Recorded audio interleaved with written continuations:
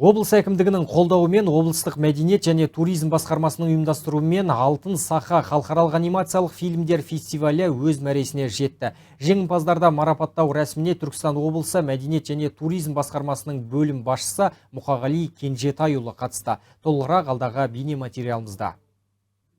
Қазақ ұлттық анимациясының халықаралық деңгейге көтеру, қазақ фольклорының кейіпкерлерін насихаттау мақсатында ұйымдастырылып отырған фестивальге алыс жақын шетелден 70-ке жуық анимациялық фильмдер қатысуға ұсыныс білдірді. Ұйымдастыру алқасы мен Қазақстан аниматорлар одағы мамандарынан құралған сараптама кеңесінің шешімімен 30 анимациялық фильм фестивальге жолдама алған. Қазылар алқасы құрамы халықаралық дәрежедегі анимация саласында құралған кәсіби мамандармен толықты. Қазылар алқасы шешімімен Айбындаулы анимациялық фильммен гран-при режиссері Азамат Ерназаровқа бұйырды. Ал жүлделі бірінші орын Бақашабақ анимациялық фильмімен режиссер Қуаныш Нағыз Қанжығасына иеленді. Бұдан бөлек бірнеше номинация тапсырылды. Атап айтқанда үздік режиссер номинациясымен Бесік жыр анимациялық фильмімен Үндеме фильміне, үздік қоюшы суретші номинациясымен Балалар жыламасын анимациялық фильмі және Түркістан анимациялық фильмі.